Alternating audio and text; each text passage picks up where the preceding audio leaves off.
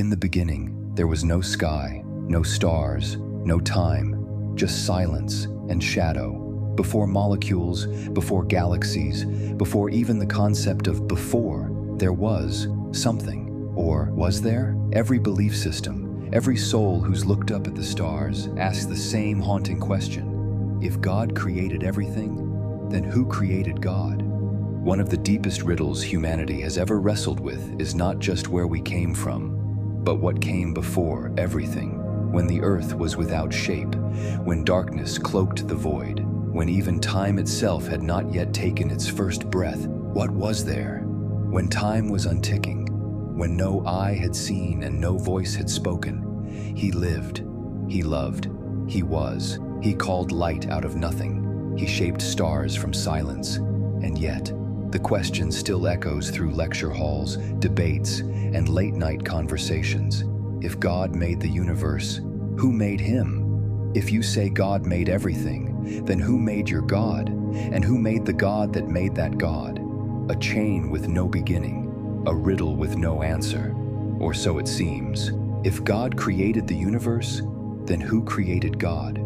It sounds logical, but it hides a trap, because the moment you ask, who made God, you've already redefined God as something made, but that's not the claim. The Christian, Jewish, and Islamic view has always been this: God was never made, he simply is.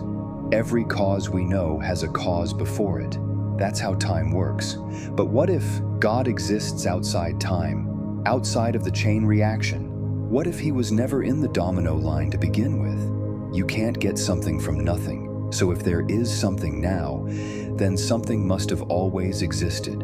But science tells us the universe is not eternal. It's expanding, it's cooling, it's winding down. That means it had a beginning. It came from something else, something that doesn't age, doesn't decay, doesn't start, something eternal. Here's the twist nobody sees coming. Even the most devout atheist believes in something uncreated. Some say it's the multiverse, some say quantum fields, some say a cosmic energy we haven't discovered yet, but all of them, all of us, are forced to admit this. Something eternal must exist. Something that never began, something that simply is. So the real question isn't, do you believe in an uncaused cause? You already do.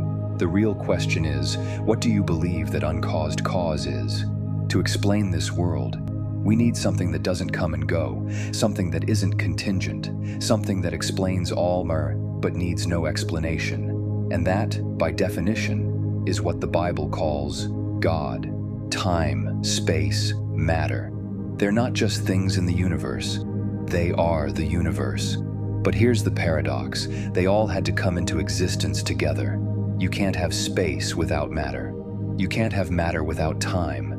And without space or time, where would matter even go? In the beginning, time, God created the heavens, space, and the earth, matter.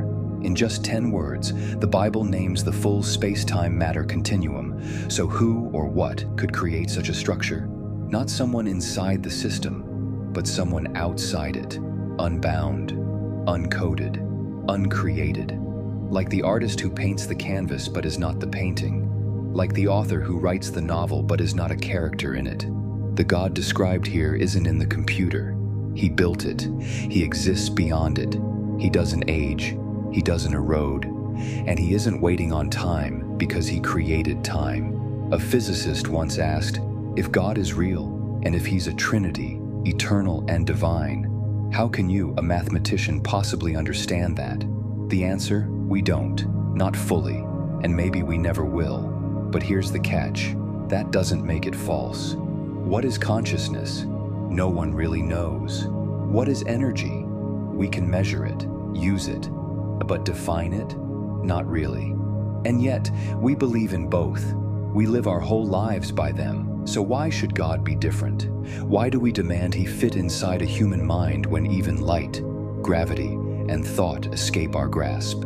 If we believe in things we can't define, then mystery isn't a weakness. It's the mark of something real, something bigger, something beyond. And if God is infinite, why would we expect to shrink him into 3 pounds of gray matter? If he could be fully understood, he wouldn't be worth worshiping. They say he came from nowhere, and they're right, because there was no where to come from before coordinates, before direction, before existence had edges. He stood on nothing, and with nothing beneath his feet, he reached out where there was no out to reach.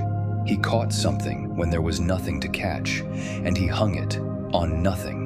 He sparked the stars from the fire of his breath. He carved oceans with the curl of his finger. He painted galaxies with the flick of a thought. And when no one else could say a word, he said, "That's good." This God, this uncaused cause, this infinite, timeless, outside of time creator was not made, he made. And he didn't just stop with stars. He wrote his name in blood on history's hill, gave himself a name above all names, so that one day every knee will bow, every voice will cry, Jesus Christ is Lord. He came from nowhere because he is the source of everything.